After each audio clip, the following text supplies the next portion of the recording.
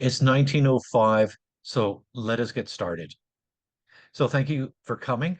This is the second session in the additional sessions on fintech.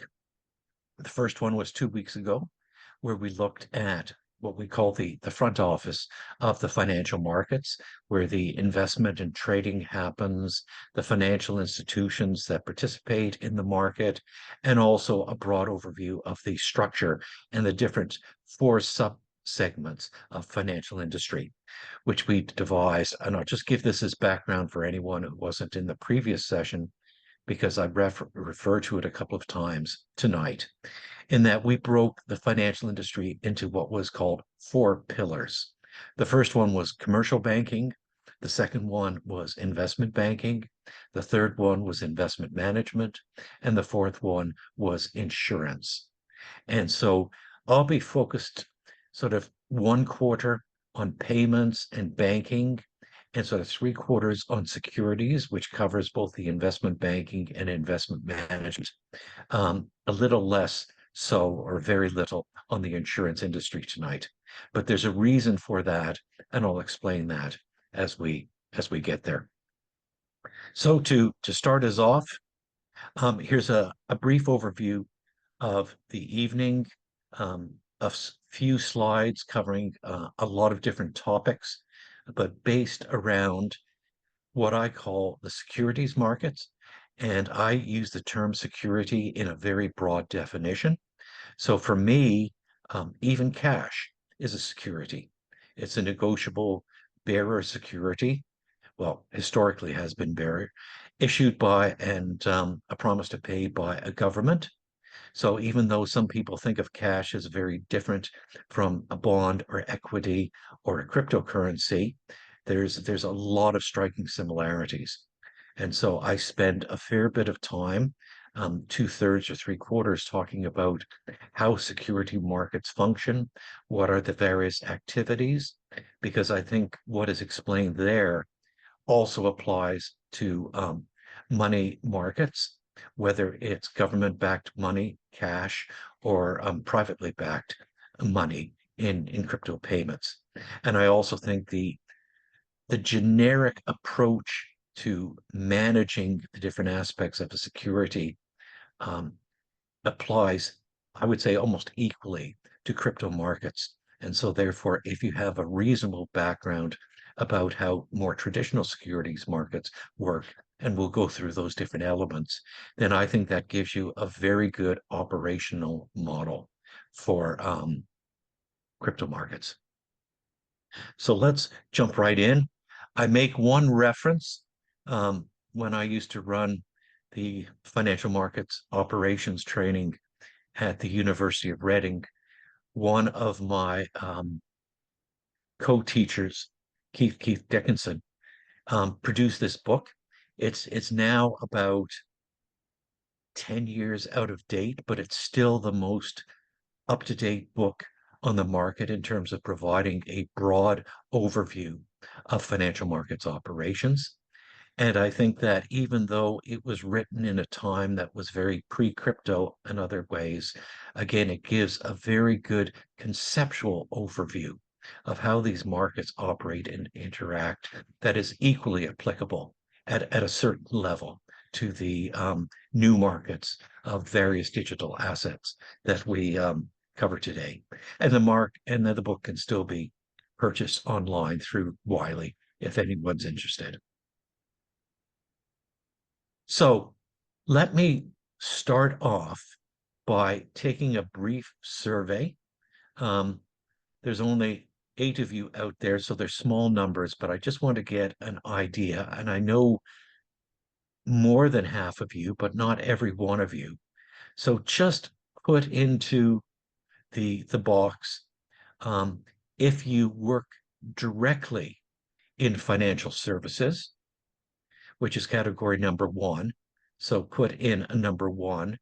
Or if you are not directly in financial services, but are providing services as an accountant, a SaaS provider, IT provider, then put 2 into the box and just give me a little bit of background to know how to tailor. I'm guessing, partly because I know some of the people here, more than not will go into category two, but not everyone. So so we've made a 50% turnout. Any more? Everyone's a number two except for one person. Arthur Law is a number one. And that's the sort of distribution I would expect.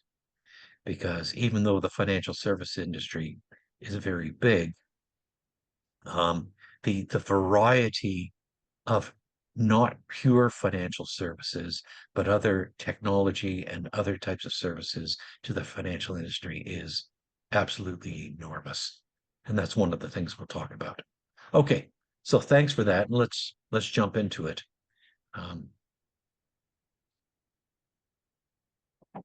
just a few things on a few slides just to keep in the back of your mind as we go through all of these different sessions. Um, there's different types of financial transactions. There can be simple payments or transfer of money. You know, if you're in a foreign country, away from your family, you might want to make a single direction remittance of money back to them, or maybe you call them up to make a transfer of money to you. So there's a lot of one-way transfers of of money going on in the world. And this area of global payment is absolutely huge. There was a recent article out in The Economist magazine about the remittances made globally from countries to countries. The most money is being transferred out of the US, but other large economies too, to other countries where a lot of people have emigrated to work either permanently or part-time in other countries. So money transfer, a single payment, a one-way direction is a very simple transaction, but it's a very big part of our global economy. And there's a lot of financial industry dedicated to supporting that. Um, Larger, I would guess, is the exchange of money for some other good, whether it's a payment for a tangible good, buying goods online, clothing, maybe an automobile, a computer, or stuff like that, or the purchase of an intangible good, like an investment product online. So there are a lot of payments where there are a lot of transactions where money is being paid in return for another good, whether it be a tangible good or an intangible good. And then that gets us to the third category, again, with two components of it, where you're not purchasing something, you're investing in something. And the difference between a purchase and an investment is a purchase is a one-time transaction. You buy something and you get something. And that's the end of that transaction. Where investment, I think probably a bond is the best example because it has a fixed maturity date, is the purchase of a money for the return of capital in the future. So it's not a single transaction, it's two transactions, a present transaction and a transaction in the future, typically reversing the initial investment. And that makes investments fundamentally very different financial transactions from purchases. And we'll talk about that and the implications for how that works and the technology that supports that. But those are the three categories, even though there's five listed there. One is a single payment in one direction with no return. The next two are purchases where you're receiving something in return, whether it's a tangible good or an intangible good. And then the last two are the area of investment, where a purchase or a transaction is being made now with the expectation that there'll be a return transaction in the future. So that's how I break down the type of financial transactions that we'll be looking through as we go over the various slides. So starting off in the simple area of banking and payments, and payments, we're talking about government-sponsored money here. So US dollars, pounds sterling, Chinese renminbi, Hong Kong dollars, etc. We sometimes look upon cash as something really unique, but really it is simply a security, um, a promise to pay, a legal contract issued by a government through some sort of associated institution like a central bank or a treasury. And I want to highlight that because that's an important thing to keep in mind when we look later to see whether this model of securities markets that we go through is equally applicable to cryptocurrencies. Because the only difference I see between cash, a US dollar, and a cryptocurrency is that they were each issued by a different entity. And of course, they have different risks associated with them, but their fundamental role is very similar in my opinion. And of course, cash or payments, whether it's by traditional cash or by more current cryptocurrencies, is what drives our economy, which keeps everything rolling, which allows for people to buy things, companies to export things and make money. So cash as a medium of exchange is critical to virtually everything we do in our world. Um, so how do payments work? And a few additional concepts I want to introduce here because some of these are disappearing with the advent of digital cash. One thing is the concept of a bearer security, and that means it's not listed as registered as ownership to anyone. Its possession is ownership. So, for example, if you're walking down the street with a Hong Kong dollar, $100 note in your pocket, that's not registered anywhere that you own that one particular note.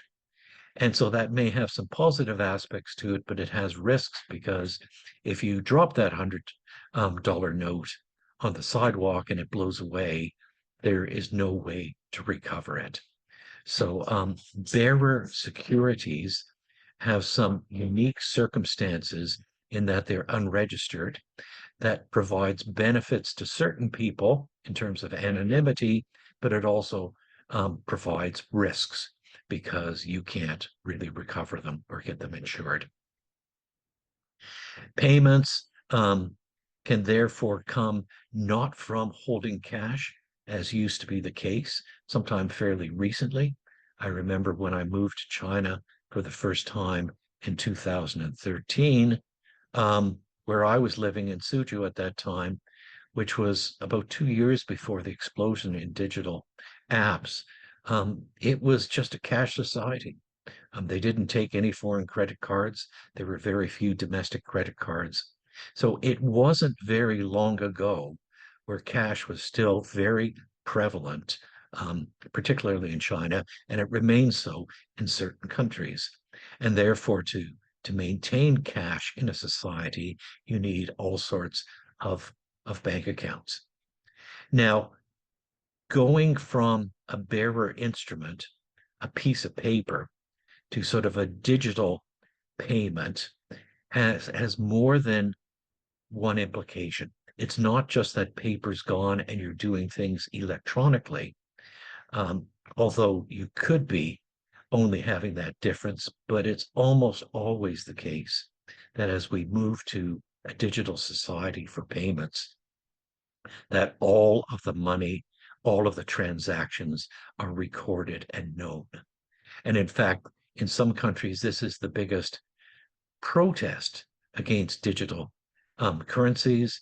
It's because the government, which in 99% of the country, the world, is the issuer of cash and the manager, they suddenly know every transaction you make, every dollar, renminbi, or pound that you have, where you have it saved. And so there is no privacy. And privacy is a two-edged sword. Um, you could say that privacy is not good because it allows for all sorts of criminal behavior, money laundering, and things like that. Um, but then it can be advantageous if in some countries people are really at risk of being robbed, either through physical cash or through online hacking or things. And therefore, sometimes anonymity can provide benefits. So it's not necessarily that anonymous systems are bad, registered systems are good, although frequently governments will want us to make that. But it's an important thing to keep in mind. Bearer, no recording, unregistered. Whereas when we move into the digital world of payments or storage of currencies, they're almost always registered and every transaction or every balance recorded. So something to keep in mind as we move from um, a physical cash to a digital payment world. Cash versus securities. Um, In another sense, cash is an example of a security because it can be an investment instrument. If anyone has taken an investment management course, they know the traditional approach to portfolio diversification. The simple way that they start off teaching it is a three-asset portfolio: equities, bonds, and cash. Cash being sort of the least risky and the lowest return, but it has an investment value and a diversification value in addition to being a means of payment. So cash has a variety of different uses and a variety of different valuable uses in our society.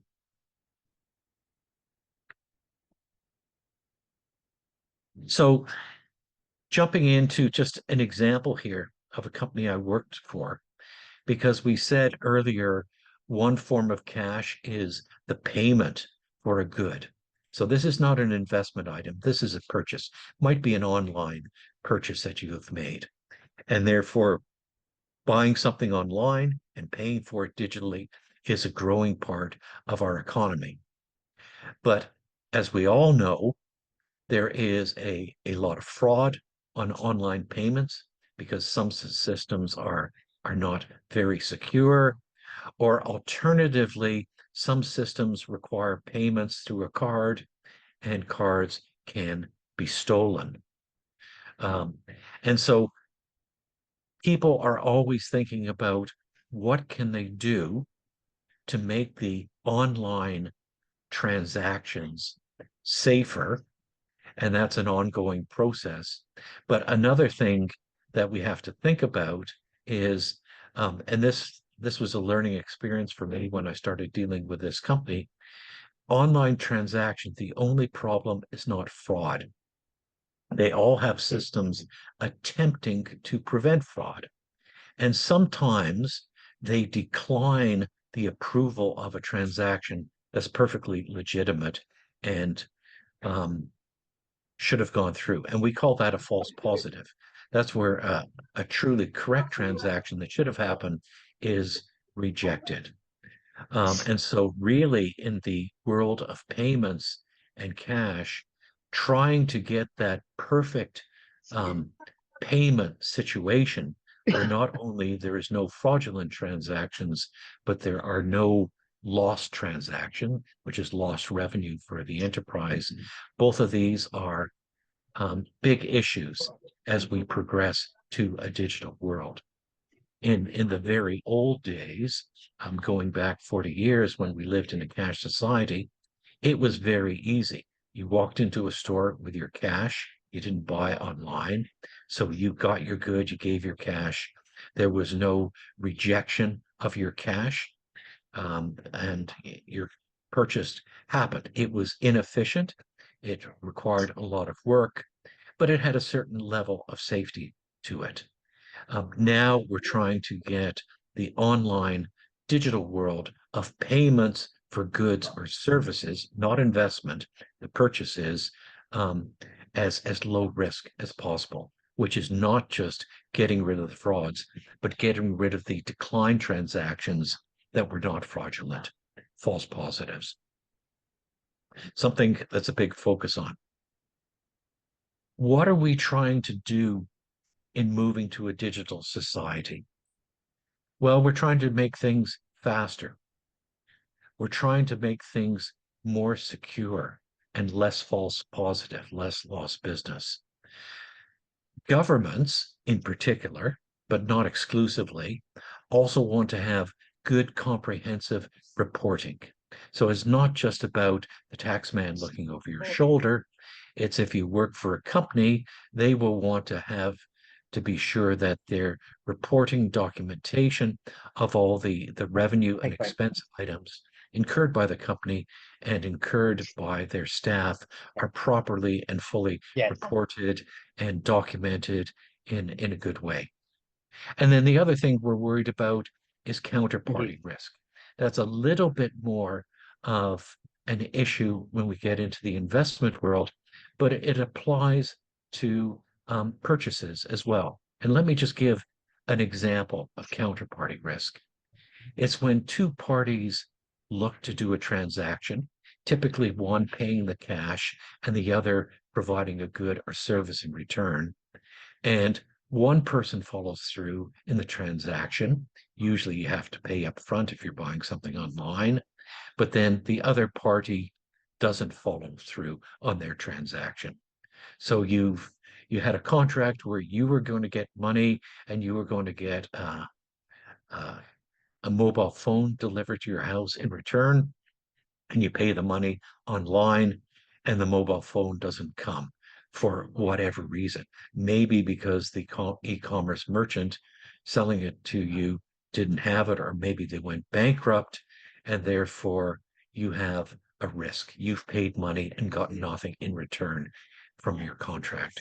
So you'll see that that counterparty risk is not something we talk a lot about in terms of purchases. It's something that's more heavily debated in the financial investment world, but it's equally a big part of payments. It's not purely an investment item. And then coming to the end of this introduction about payments, we have to think about domestic versus international payments, because there's two distinct concepts that have to be considered here. One is that outside of the EU, most independent countries have their own currency, and rarely are currencies exchanged on a one-to-one basis. They are exchange rates that are sometimes fluctuating with a high level of volatility, and therefore there has to be an exchange between those two currencies, usually through a financial system, including banks that will work through central counterparties. But then the other thing about international payments that makes them more complicated than domestic payments, not just the exchange of currency, but because a lot of countries have some form of limitations on the convertibility between their currency and other international currencies. So take China, where I lived in for the last 11 years. So two examples. If you're an individual, you can make international payments or receive international payments up to an annual limit of US dollars 50,000. But beyond that, you're not allowed to do that. So that really limits you in terms of what you can buy from outside, what you can transmit. I'm not going to get into all the ways that people try to get around that, just to say that most people are constrained by that limit. Now, it's not just personal restrictions on cash that happen, but also in the business world. I mean, I run a company in Shanghai. We have international payments to make. We have international receipts. So unlike domestically, where we just issue an invoice and get a domestic transfer, we have to have a contract. We have to register that contract with the local government jurisdiction.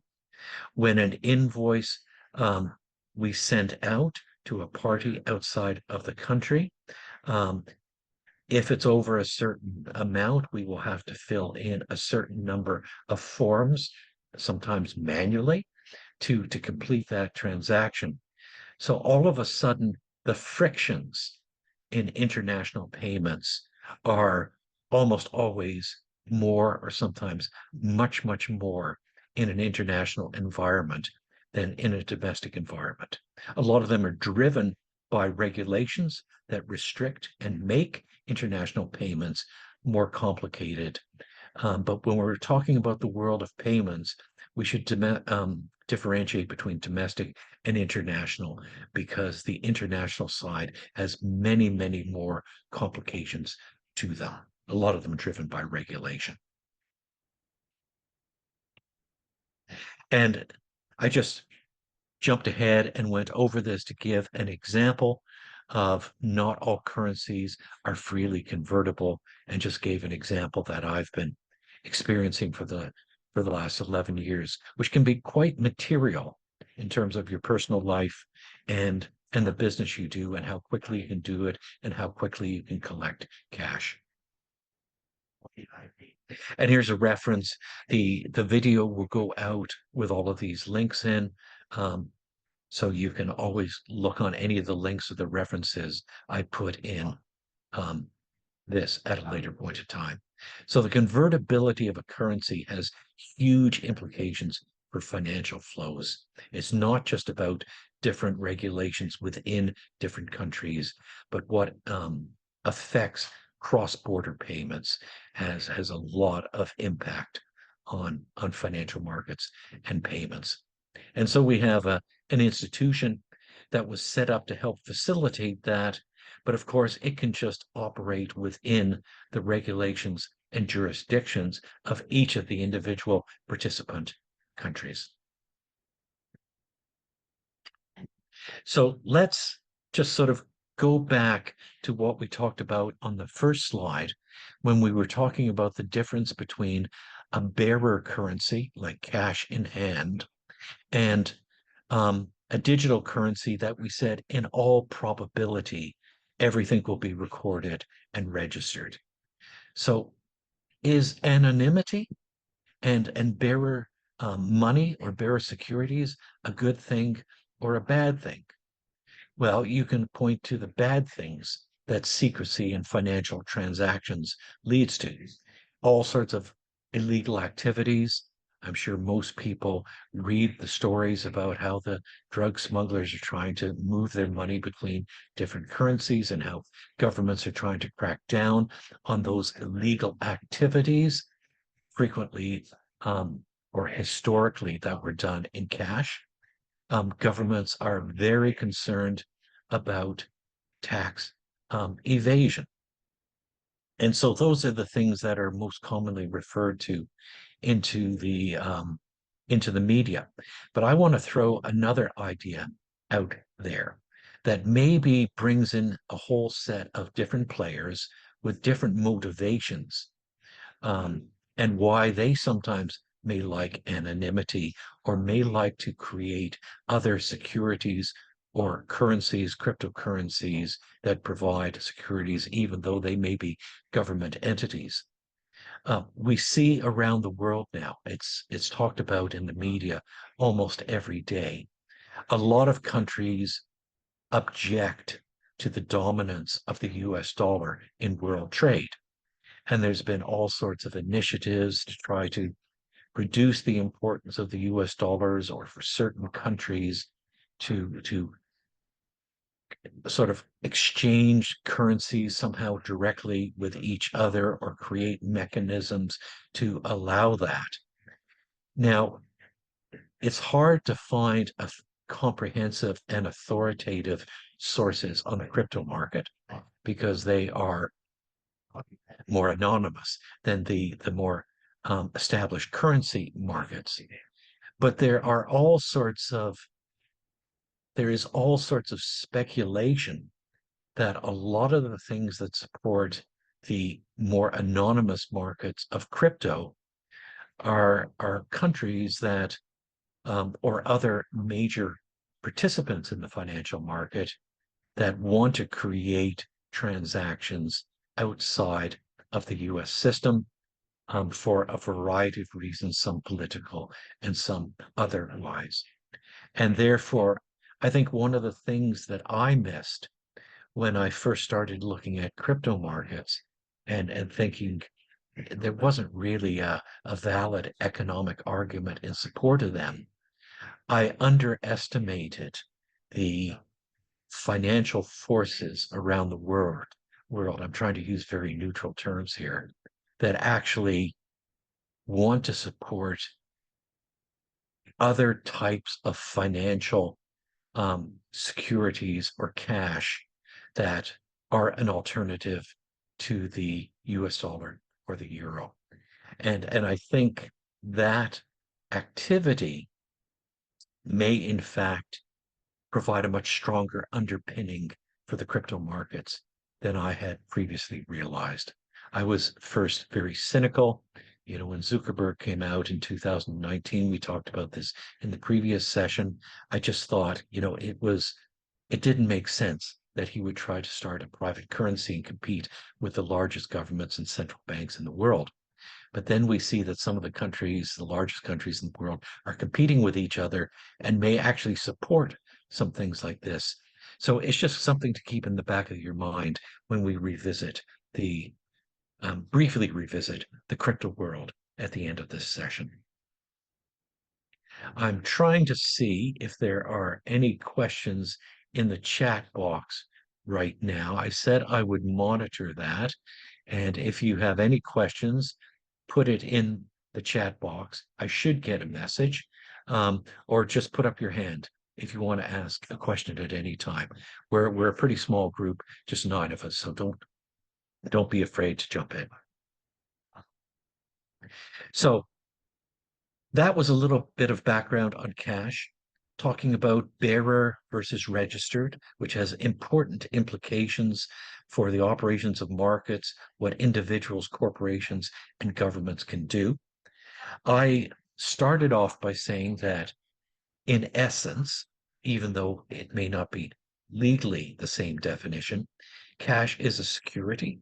It's a bearer security issued by a government.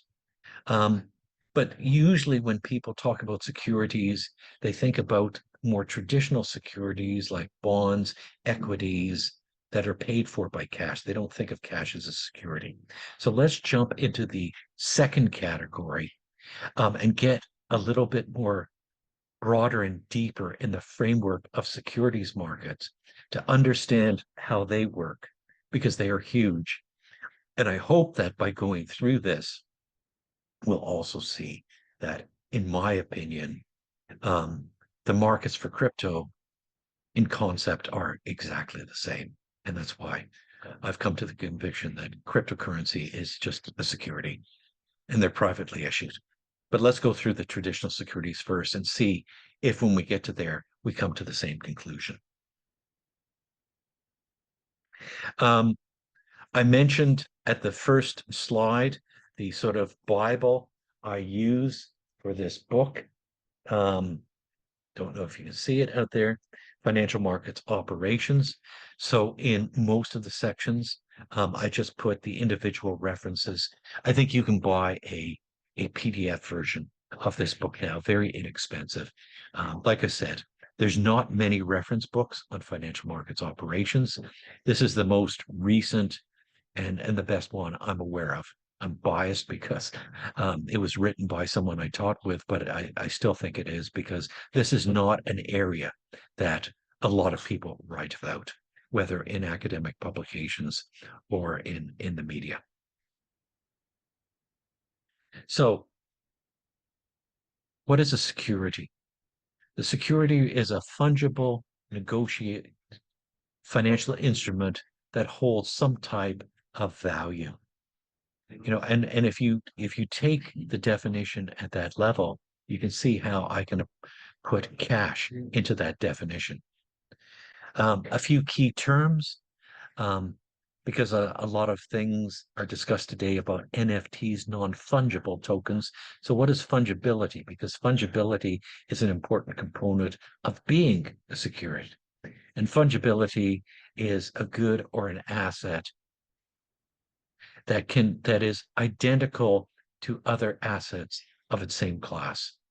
So if you have $100 Hong Kong dollar banknote, and then you have a second 100 Hong Kong dollar banknote, they have the same value.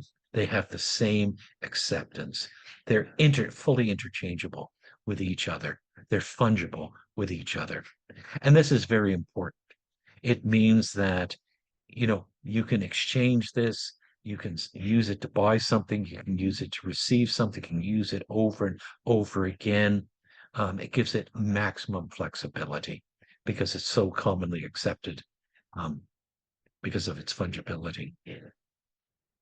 So for me, there are many types of securities. Typically, public in the financial markets tends to think about things like equity securities, bond securities, mortgage-backed securities, real estate investment trusts, etc. But I would argue that money, whether it's issued by governments or issued by the private sector as a cryptocurrency, is also a form of security. So going back to the third slide we touched about, what's the difference between a financial transaction and a purchase? And we said if you purchase something, it's a single exchange transaction. It's an exchange of money for a good or service. But securities, investments are fundamentally different. They are an exchange most likely now, today, and linked to a future transaction, frequently a return of the invested capital or a sale to return the invested capital. So they're really two transactions, a present value, a present day transaction, and a future value, a future day transaction. And that time in between now and then can be a very long time. And so those securities have to be held in safe custody. They may be traded back and forth. If it's a 30-year bond, they may be traded for 30 years. So we can see the activity of making an investment or purchasing an investment good is very different from purchasing a mobile phone over an e-commerce platform that's a single one-off transaction that is not connected to any future transactions. That's the difference between a purchase and an investment. So, reference from the book, all of these references that I've highlighted in green bold, I've put the chapter and the subchapter of the book for anyone who wants to dig in a little bit more deeply.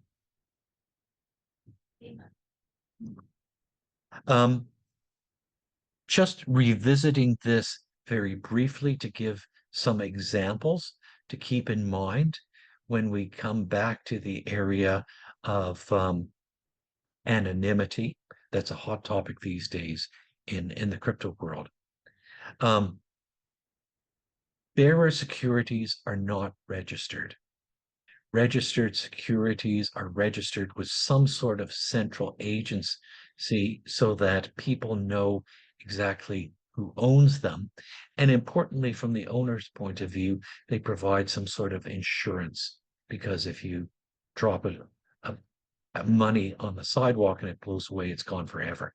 But if you've got it registered and you're the registered owner, that provides you with some sort of additional insurance against loss or things like that.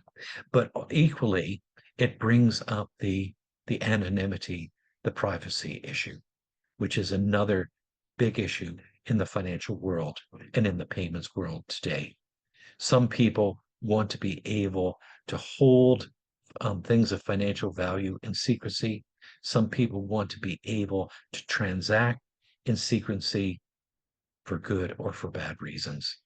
And so the bearer versus registered is very analogous to the physical versus the digital, um, in terms of the whole issue of anonymity, which is a big issue. Just to give you an old-fashioned example to show you how much the world has changed. Luxembourg, like Switzerland, used to be a major place and a separate jurisdiction, not in the EU at that time, where people would put their wealth. They didn't invest it as cash in banks. They bought Eurobonds, which were bearer securities, bonds that were ownership was by whoever possessed them at the time. And so people, when they bought these, would have to go to a bank and deposit them in a safety deposit box. Because if they lost them in the street, they could never recover them. So they had to find some sort of safe form of custody to hold these bearer instruments. And so Luxembourg grew exponentially as a financial center because it allowed banks to take these into deposit or custody for their clients, and importantly, guaranteed secrecy of these transactions within the country, the jurisdiction of Luxembourg. So bearer instruments to take off, and there's very important analogies for this in the future, really need the force of law to protect that privacy around them. It was only maybe 15 or 20 years ago when Switzerland's role as a haven for banking secrecy started to fade under pressure from other countries, particularly the US, who didn't want anonymous investments or make it easy for tax evasion. And so slowly these jurisdictions have lost their regulatory ability to protect the privacy of financial investments within their jurisdictions. But then that will come back and repeat itself as we move forward in the crypto world and custody and secrecy, and to see if the crypto exchanges want to maintain secrecy, can they find jurisdictions to domicile in to maintain that secrecy? So it's sort of like the Luxembourg and the Belgian dentists who used to buy the euro bonds, drive them up in the back of the car to Luxembourg and put them in the safety deposit box and drive back to Brussels. Are we going to see something similar in a digital world as opposed to a physical world arising again because of the cryptocurrency and a desire for many cryptocurrency participants to operate in a world of anonymity? John, I have a Arthur, quick yeah, you've got your hand up. So quick jump in. question. If the people in Belgium put the euro bonds in a safety deposit box in Luxembourg, how do they collect coupons? And when they do, doesn't it disclose their registration or their identity? Okay, interesting question. And this will be partly answered when we get into the areas of custody and corporate actions in a few slides. But the banks in Luxembourg or in Switzerland would take these Eurobonds, and the Eurobonds would have, for the life of the Eurobond, all of their coupons attached as perforated attachments above the bottom of the bond. And so back then, most of the coupons were annual, thank goodness. So once a year, you would cut off the coupon for that. And therefore, you could deposit that coupon and get cash in the same Luxembourg bank account. So interestingly, the Luxembourg Bank increased their services from one of a pure custodian of securities to a servicer providing you with coupon clipping. So you would go in with your bond, it would be recorded internally secretly on the bank's thing, and the bank for a fee would say, okay, in addition to storing your euro bond, once a year we'll clip your bond, we'll deposit it in a bank account, a numbered bank account at ours, and you'll get the cash for that. So that service was sort of an additional service that the bank in Luxembourg or the bank in Switzerland would provide to clip coupons so that you got the value of the coupons and you got the cash in your unnamed numbered bank account in that same bank in Luxembourg. Okay, thank you. Okay. And of course, this banking secrecy meant that tax evasion was absolutely rampant in Europe. But to facilitate the growing demand for these Eurobonds, some would say the growing demand for tax evasion, um, ironically, this is something that the UK government, Margaret Thatcher, saw as something to take advantage, a market opportunity. Remember how we talked last week, how some of the biggest changes and opportunities or the biggest problems in markets can come from changes in regulations? Well, they saw the growth of the popularity of Eurobond for whatever reasons, and so they created the Eurobond market to underwrite new bonds to sell to all of these banks in Luxembourg, in Switzerland, and whatever. And that gave rise to London as the center of Eurobond underwriting to feed this demand on the continent. And it really wasn't until the late 1990s where the regulation in an increasing European economic area really got the motivation to try to decrease tax evasion and prohibit the bearer euro bonds. And that's when the institutional market came in and started taking it over, and the whole market changed. But the interesting part is I just wanted to recount what happened with the bearer part, the anonymity, because even though it was in a physical form, there is strong conceptual parallels to what I see as some of the perhaps near-term trends in the cryptocurrency and maintaining anonymity, even though we're in a purely digital world now. So I think I've jumped over that. Um, here is something um, to just keep in mind to keep the definitions clear. So digital assets, we're talking mainly about the dematerialization of the old paper securities. And so that's what we're talking mostly about, is whether it's in paper format or electronic format. And so that to me is the sort of the plain vanilla definition of digitalization. The other things that we sometimes bundle in together with digitalization, um, such as the faster speed, all of these other aspects of it, are characteristics of having a digital asset, but it's not the fundamental difference between a digital asset versus a paper asset. And so I just wanted to reinforce that difference here. These changes, just a little bit of a historical perspective, a second one from Luxembourg, but I'll be very quickly, just to show how the dematerialization of assets and movement to digital assets, how it had a fundamental change on our whole economy.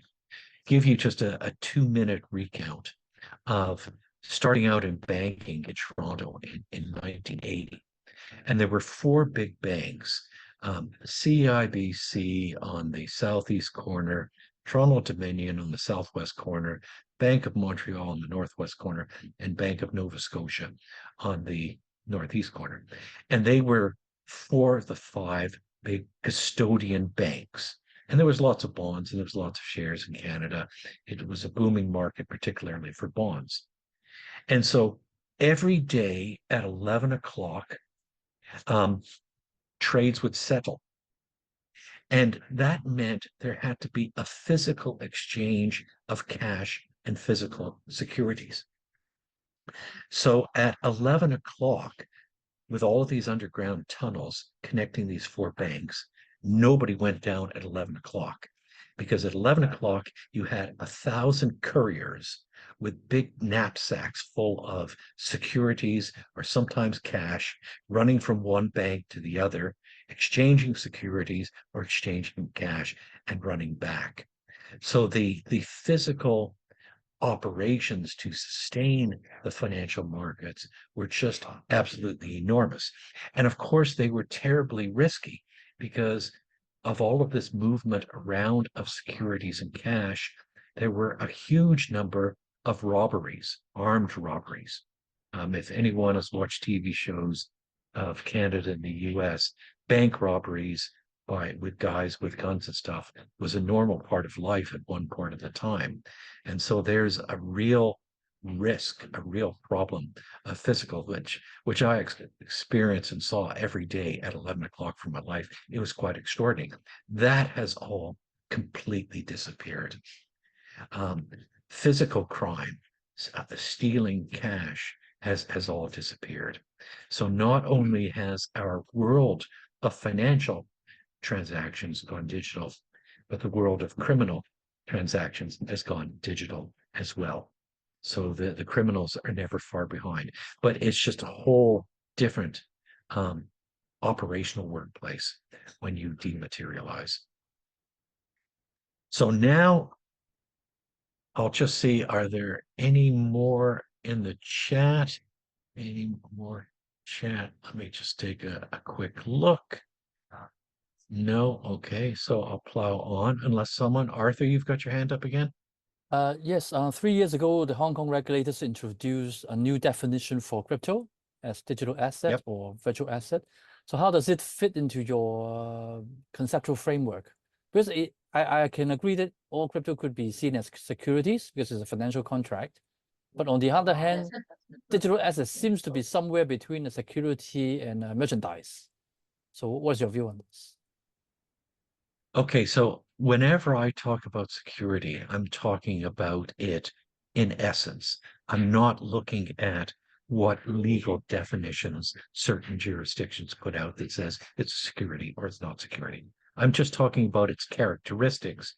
And to me, its characteristics make it walk, talk, and quack, just like a security. Now, we're in this very age where we're just starting to see regulation. And probably Hong Kong is ahead. I'm not necessarily going to say leading, but ahead in developing legal definitions for that. And therefore, their definitions are to fit a certain longer term developmental agenda because regulation and markets have to develop together.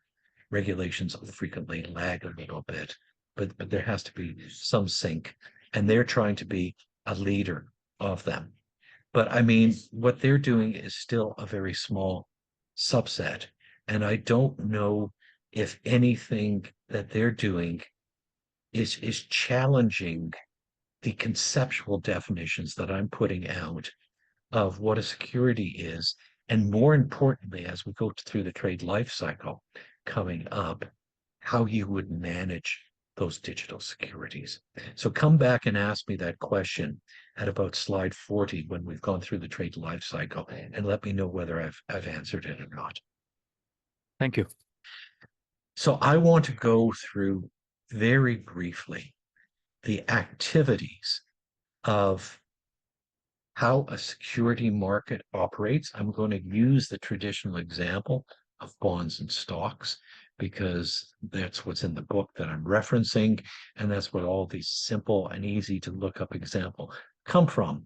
But just keep in the back of your mind my assertion that all of these could apply equally in a digital world, and in fact are applying in a digital world for traditional financial securities, but could also apply equally in the world of crypto securities, that other type of digital securities. So let's quickly go through these key functions of how a securities market operates, make sure we understand that, and some of the business implications, because at the beginning, when we took the survey, more of you were providing service to the financial institutions. And I think in these areas here, whether it's traditional securities or crypto securities, it may help us identify some very interesting business opportunities. So the trade life cycle of a security, this is a real whirlwind tour. We have over here a transaction. So it could be an investment bank selling a new issue of equity securities to an investment management firm. Some sort of transaction of a security in between two counterparties. And I'm going to go through some of these details because I think what we'll see in securities markets is, even though people say we're advanced, we're very digitalized, there's a lot of legacy systems and practices out there. And so if you understand these conceptual, simple activities like trade capture and execution, then it may help you identify some legacy systems or activities in the market, which may be a business opportunity for a fintech or a SaaS provider. So what kicks off the trade life cycle? It's when two counterparties execute a transaction between themselves and they record or capture the trade. So they both start a recording of, I sold this common equity, I sold this number of shares, I sold at this price, I sold at today's date, I sold to, I can't remember, no, whatever. So all of the essential information to record and capture the essence of what that trade is. Now, we have, and we'll come back to this, separation of duties to protect against internal fraud and all sorts of other mistakes. And therefore, there will be some follow up to the trade capture to confirm a second confirmation to the other company that was a party to this transaction, to make sure all the details written down or recorded in the computer. I'm using old language, but this could all be digitally done, is correct. A second check. How many times have you heard in almost every activity, we need a second check, we need a second signature? Because if we only relied on one check, mistakes would be caught. If we have a second check, that captures 99% of the mistake. That's a confirmation, eliminating mistakes at the first level. And then there has to be some internal booking into the accounts of, let's say we were the selling organization, to say we've sold this security, we're expecting to have cash. And then there has to be some sort of clearing and settlement. If we've sold something, we have to deliver, and I use deliver in a very generic way, the security to the other counterparty, and we've got to receive cash. Now, it could be digitally, it will be digitally today, but those are the things that have to happen, and all sorts of accounting and has to go through beyond that.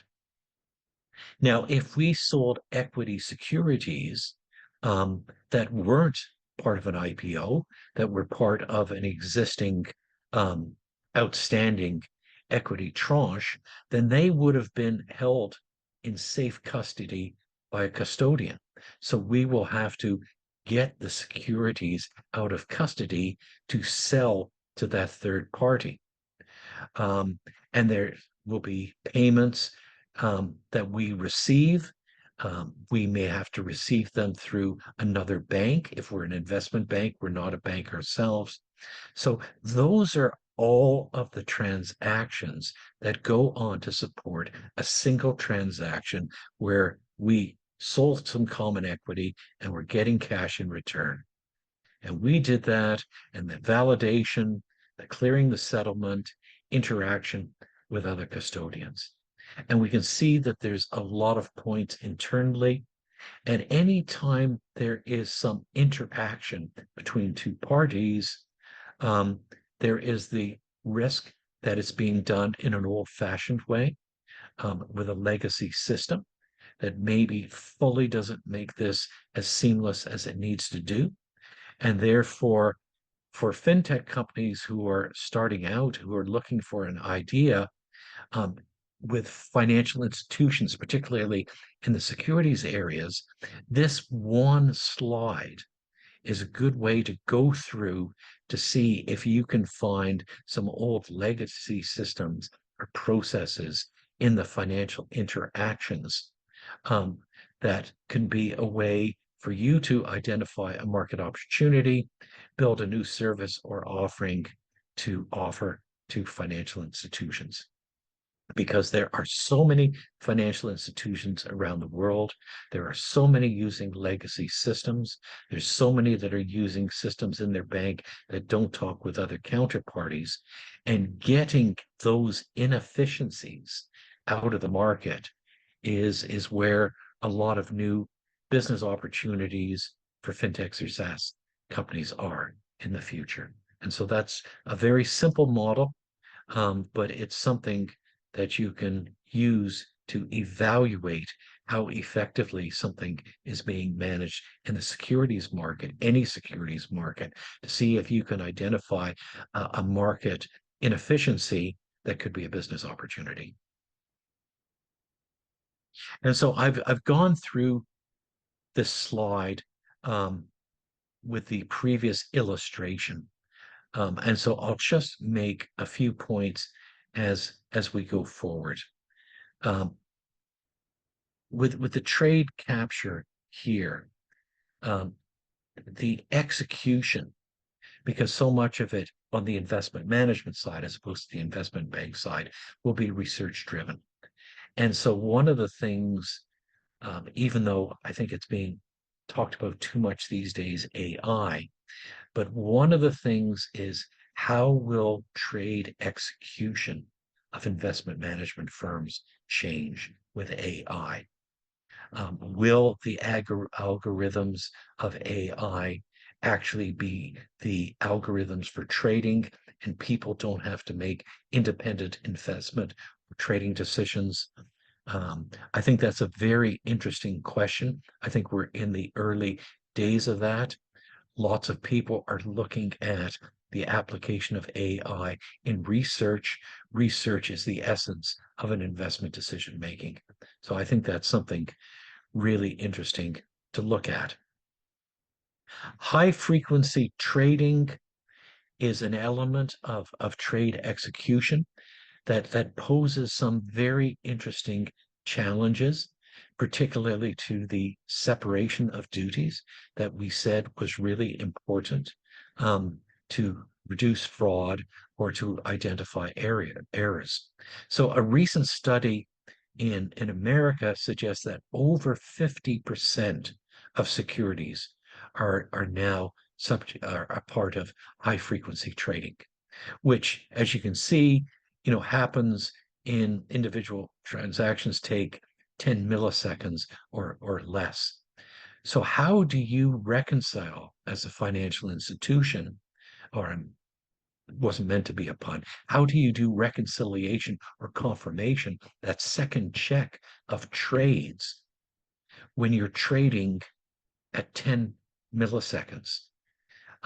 How do you build that into your systems to put checks and verifications and reconciliations into this high-speed market? I've not worked myself for a fund management firm that does, um, the high-speed trading, but I'd be very curious to understand how they're managing that risk, because having worked in in investment banks for 24 years in an older day, I know that sometimes processes go on substantially or for a long period of time without taking into account risks. So the question I ask is, how do you manage the risk, the reconciliation, the trade verification, and high frequency trading? I think it's a very interesting question. Now, this is going to lead to a very interesting area about data management that we're going to come up to when we get to the custody side. So whether it's digitally storing data as opposed to a piece of paper in a security deposit box in Luxembourg 50 years ago, um, there has to be settlement, and then there has to be the putting of that security in some sort of safe custody. So today it means digitally storing it, recording it, so that you know that, well, use the example of State Street Bank, one of the world's largest custodians. We'll look at that in a few days, so that you are the person who bought that equity security from me, the investment bank, and it goes into your, it settles well, it clears, and then it goes into your custodian account. So there has to be some depository, now digital, to record ownership because we're not in a bearer market. But just before we get to custody, which will be a bigger topic, I want to mention this thing about settlement risk. And this is something else that used to go wrong frequently in the financial markets.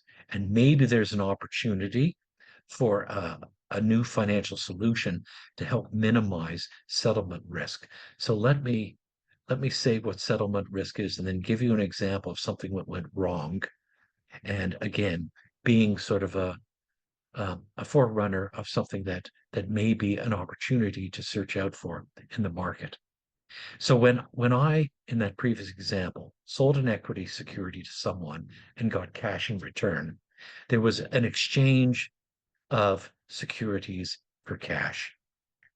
Now, if you deliver your side of the transaction before you receive the cash or goods from the other, you are at risk.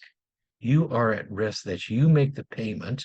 Let's say you're the fund that bought the security from me, and you pay me the cash.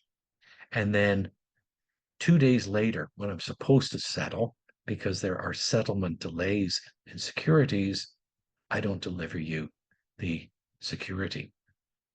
So you've paid out the cash and you haven't got your goods in exchange.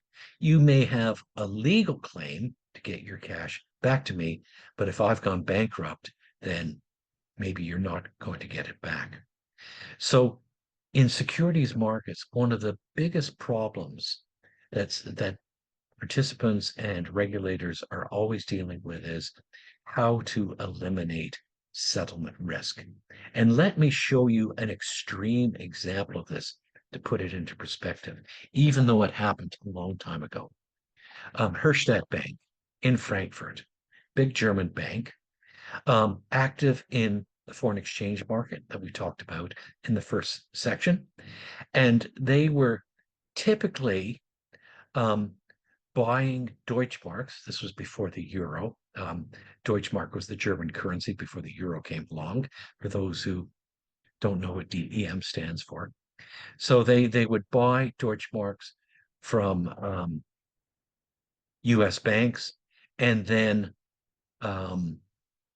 6 hours later, when New York opened, they would then, through their bank there, pay the US dollar to the US bank that gave them Deutschmarks 6 hours ago in Frankfurt.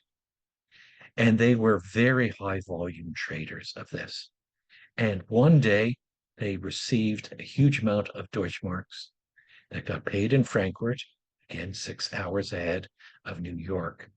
And 6 hours later, when the American banks were waiting for their US dollars, they didn't receive anything because in those 6 hours, Erstadt went insolvent and bankrupt. So here is sort of an extreme but classic example of settlement and settlement risk and how it can lead to failure. And so, one of the big issues in financial markets, one of the things that regulators and service providers are always trying to do is how do they eliminate settlement risk, particularly because there's time zones around the world. We're in a global market.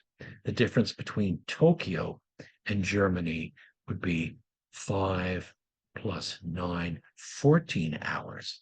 So not 6 hours between Frankfurt and New York, 14 hours between Tokyo. So there's a lot can happen in 14 hours. And so if we don't have a truly simultaneous 24-hour settlement, then we have settlement risk. And this is one of the big issues in financial markets that everyone is trying to reduce. And they haven't eliminated it. They're reducing it a little bit more each day, but it's still a very big issue in financial markets.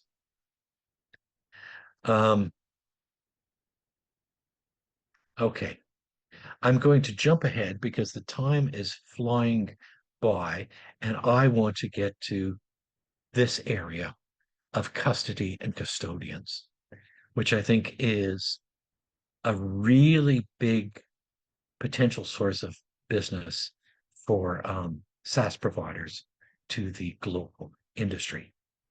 So State Street Globalization, I'll come back to State Street Global Investors, is an enormous company. It's I think they have something like $4.6 trillion of assets in custody. So the people that buy securities, whether they're an institution, wealthy individual, or not wealthy institution, they have to deposit them in a custodian that records them and we'll see also provides all sorts of other services for them. And these institutions are enormous. Now, if you are the custodian of $3.6 trillion of securities from every market around the world, that's a complicated business because actually you do a lot more than just record and digitally store them. Like the Luxembourg banker who said, I'll take your piece of paper into my safety deposit box, but I'll give you another service. I'll clip your coupon for you. Well, the other service that State Street or any global custodian or any custodian will provide for you is all sorts of other services. And one of those is asset servicing or what we call corporate actions. Because if you own an equity, then if you get a dividend, you need to receive that dividend and deposit it in a bank. Otherwise, you may lose the value of that cash for a long period of time. But if you're a big corporation that holds thousands of securities, maybe you don't have the in-house resources to track all of those currencies, those equity securities, particularly if they're around for the world, because a lot of these things that you have to respond to aren't scheduled like a coupon. Coupons are simple in a bond, but a lot of corporate actions that are very important to you, and many of them are sources of income, like a dividend on an equity, they're not scheduled in advance. They're announced. So, does company ABC declare a dividend at the end of the year? And if they do, and you own that share, then you want to make sure that you know about it because they don't have to do it. Or if they are going to be acquired by another company and someone's offering to purchase that share that you hold at a price of 5 times what you paid for it, you want to know about that. And you may be required to know about that. So one of the huge and complex services that a custodian provides for is something called corporate actions, where they will undertake for securities that you hold in their custody to manage the corporate actions and advise you of anything you need to be aware of. Now, what do you need to be aware of? I'll come back to this in a minute. You need to be aware of dividends, other payments that are made, whether there is a redemption, a share buyback, an acquisition of your things. So you can imagine if you've got 3.6 trillion in securities from all around the world, and for every one of those securities, you have to provide this information to the holder of every one of those securities. You can imagine what a data collection and management business that must be. Firstly, you must somehow scour the market 24 hours a day, 365 or 366 days of the year to make sure you never miss a public announcement about a discretionary thing, something that's not scheduled. Um, and in all jurisdictions around the world, actions are required to be published in certain identified sources of media. So you need to somehow monitor almost every source of business media around the world, search that media for corporate actions that are relevant to you, which is probably any corporate action if you're as big as State Street. Then you have to take that information in, determine which information is relevant to which security holder that is holding a security in safe custody with you. And then you've got to communicate to them. And of course, that information may come in many different languages. It may come in many different forms. Maybe not every single business notification around the world is digital. Maybe it goes out in some other format that you have to do. And so if you've not worked in corporate actions or in a global custodian, it's hard to imagine the volume of data that must be dealt with, that you must search for, that you must somehow take in, integrate, filter, and decide which information goes out to which people. It's an absolutely enormous task. And we see that some of the biggest providers of corporate actions are not financial institutions. They're financial information providers. Before they were bought by the London Exchange, Thomson Reuters or Refinitiv, it's changed its name so many times in the last 10 years. They were a provider of this information because they were already big in the financial data market. And so many global custodians would get a lot of their data from an information provider like Thomson Reuters or Bloomberg or one of these very big media outlets.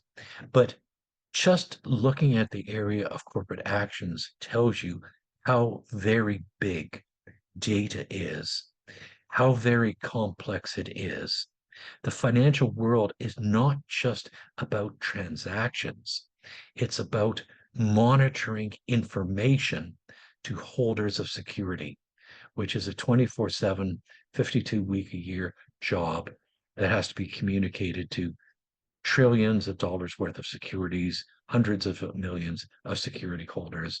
It's an enormous thing. And we know not everyone in the world is up to the same digital level of fluency. And therefore, to be an integrator of this sort of information is just mind blowing. That's what has to be going through. Now, I want to mention sort of a couple of other things in the financial world just before we leave this section. And I'm going to jump over some of the stuff quickly because I'm taking more time in the first few parts than I thought. Um, we talked about four or five slides ago the application of AI in the investment, a third pillar in investment communities. And so whenever there's a major change in technology, there is a major change in the financial market because financial market is about data and intangibles, and technology is such a big impact on that. So if AI becomes a big part of the market, it could be, as this article refers to, that all of a sudden these big, powerful banks are not going to be as big and powerful anymore because they no longer have the technological resources or financial resources to manage some of these new technological changes, like the application of AI. And so there's a big debate within the first 6 months of this year about what is going to happen to sort of the relationship or the respective bargaining power between financial institutions and the big tech companies, the ones that have the cloud computing and the ability to support all these AI systems. Are we going to see a fundamental change in the in the markets where technology cloud-based providers, the big three or four, all of a sudden become far more powerful in the financial industry? And what are the implications of that? I want to skip back, being a little bit ad hoc, but there's one other important thing about custody that I just want to mention because it's something that goes wrong and blows up a big financial institution every 10 years. So remember in the first session, we said there were asset managers and they were holding other people's money and investing them in securities, and those securities were held in safe custody. Contrast that with the first pillar, the corporate banks who were taking in people's cash as principal, legally owning it, and then lending it out in separate transactions. Well, what we've had with the integration of the financial pillars is some institutions manage other people's money in a trust or a custody relation, but are also banks. And frequently, sometimes mix the money. So the money institution takes in as a deposit their own money, which they're free to lend out in low risk or high risk things. Real estate is a big thing, is one area of money that must be kept separate from the money that was given to them in trust to invest in security. But you'll see that as times are in periods of boom time, where banks are rushing to do more business, I'd say one of the top three reasons of bank failure is mixing client money with their own money, basically wanting to get their hands on this additional liquidity so they can do other business that they hope is profitable. So, I mean, this is what blew up Royal Trust in Canada when they were a trust company, which should have been just investing people's money into securities and putting them into safe custody. But they were given banking license in a limited way. So they started taking deposits and investing them in mortgages or real estate construction loan. And that was a boom. Real estate is always a boom, except when it's a crash. And so they dipped their hand into the other people's money because some of that was being left in cash. And then, of course, as real estate always does, it eventually crashed. Royal Trust became insolvent, and the people in the custody department suddenly found that their cash was no longer accessible. It had been lost. It had been used by the bank to make banking activities when instead it should have been kept completely segregated. So this is an inherent risk of financial markets. Sam Bankman-Fried, this was one of the big things he did, taking other people's money and treating it as his own funds. Um, he wasn't making investments, he was just making personal expenditures, but it's the same thing, the mixing of client money and the institution's own cash deposits. It's a big problem whenever you integrate different types of financial institutions. So um, I'll close off briefly. Probably going to run over by about 10 minutes. I'd hope to end at 8:30. But I want to just go through this organization structure to see if this gives us some ideas where to search out for opportunities in today's fast changing financial markets. We've talked about all the different processes in the trade life cycle. We've talked about the use of AI and what the implications that will have. We've talked about high frequency trading. Um, so where are there opportunities to find some sort of new technology within a financial institution as a provider of services? Well, one is just looking at all the things that can go wrong, all the things that we've talked about. You know, there has to be separation of activities to prevent fraud. Um, and so, how do you allow something to happen in a financial organization, between financial organizations at hyperspeed, and still maintain these checks and balances in them? Um, and that is, I think, a big question. It's probably more an IT question.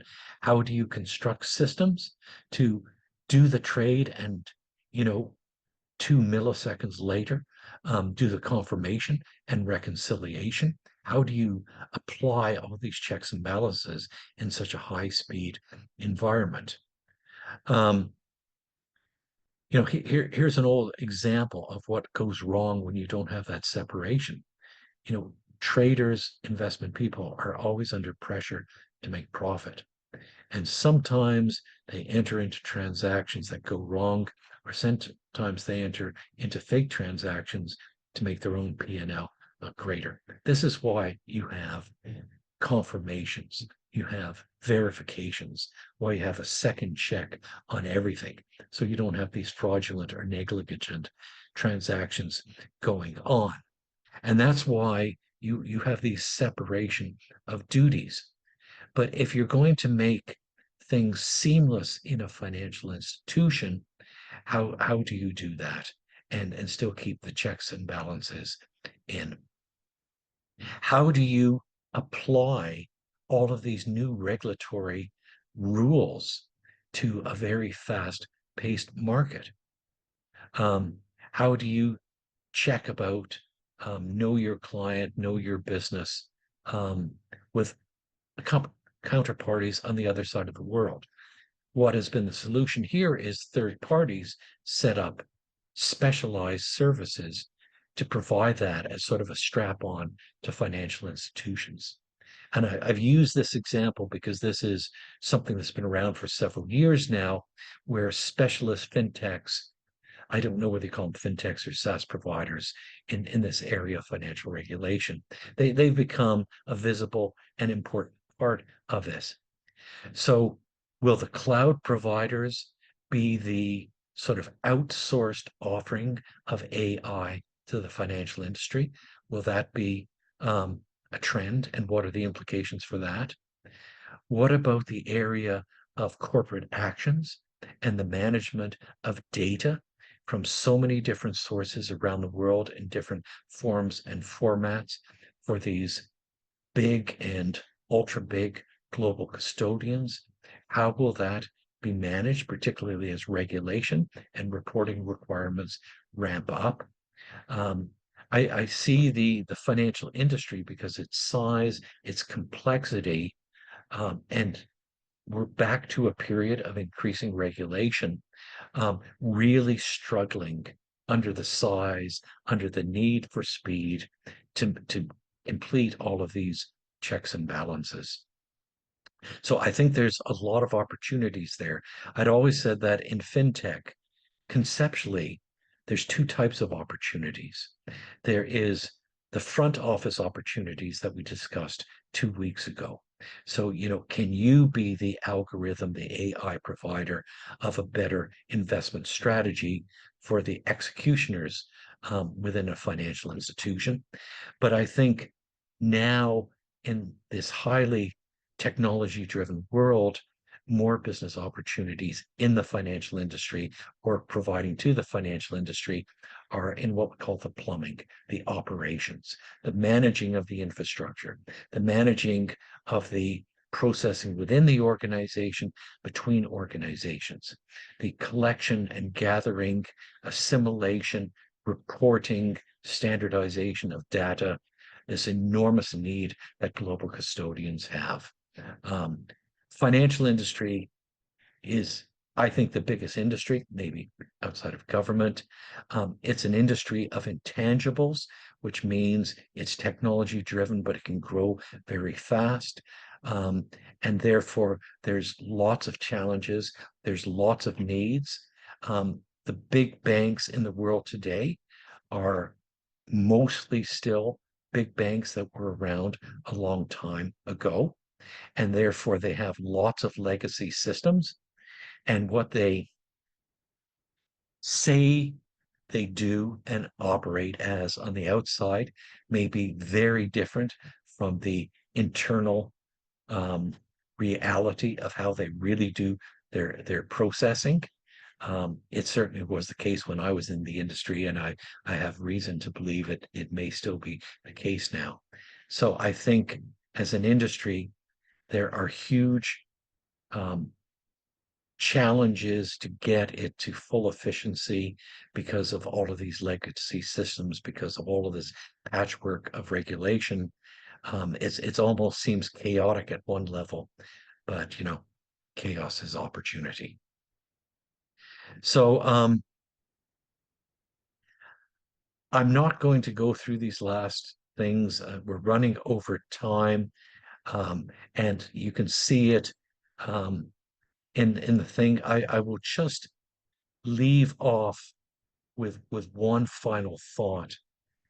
If you're a founder of a fintech or a service provider to the financial industry, the financial industry and everyone that participates in it is very, very cyclical.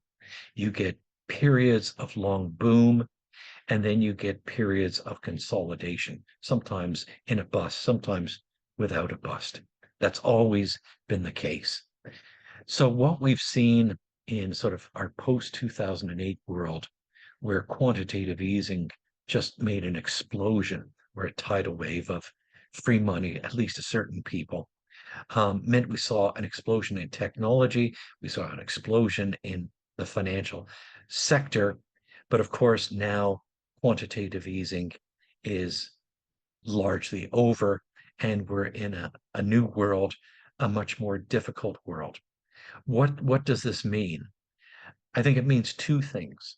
If you're a founder of a fintech or a SaaS provider, I think finding new funding is becoming more difficult.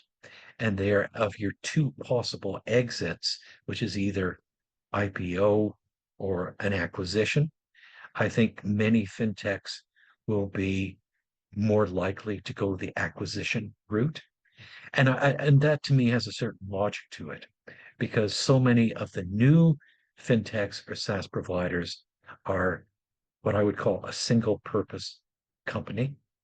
They're providing a very specialized service that's in need. But in a big financial global institution, I don't know if you can successfully compete over the very long term as a single purpose provider.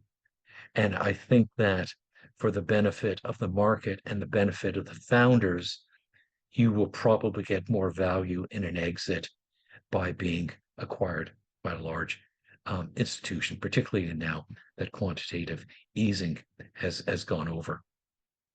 The other implication to the big financial institutions of the end of quantitative easing is um, it's a more tough time for everyone. And therefore, in more difficult times, people focus on the cost side of the equation, getting more efficiencies. So I would think that of the financial institutions in the market, they're going to be more acutely aware of trying to be more efficient, get the cost down, and therefore they should be more willing to look to providers of new services that can really help them improve efficiency or get their costs down. So I think if you're starting out in the industry, there's a minus and a plus. The minus is it's a more difficult funding environment.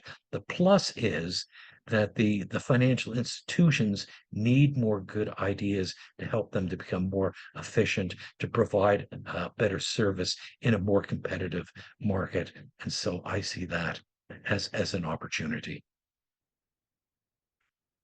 So I'm going to end there. Um, Regulations. I've talked about crypto. I'll just leave it with you as a rhetorical question. Um, what I described in the securities market, do you think you can provide at a conceptual level that same framework, that same trade life cycle, that same custodial, those same corporate actions? Does that fit? Is that something that you can overlay into the crypto markets? Um, I'll close out on that with as a rhetorical question for tonight. So I am going to stop there and come back and just see whether anyone has any questions before we leave for the evening.